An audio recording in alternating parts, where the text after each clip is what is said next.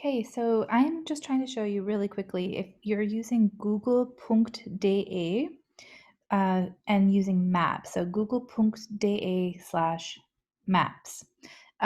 So you plug that in or type that into the URL, and then you're going to automatically, it's probably going to want to put everything in English for you. So you'll go over here to these lines to the menu. And then if you come down here to language, then you can choose which language you want to use. So use Deutsch to find German speaking areas that we're going to be looking at, and you'll see the German spelling then.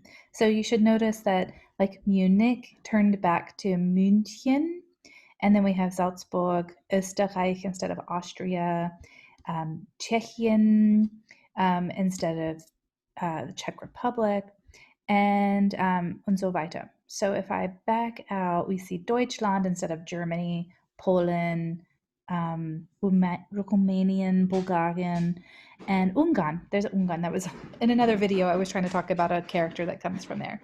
All right, so that's everything you need to be able to switch the language.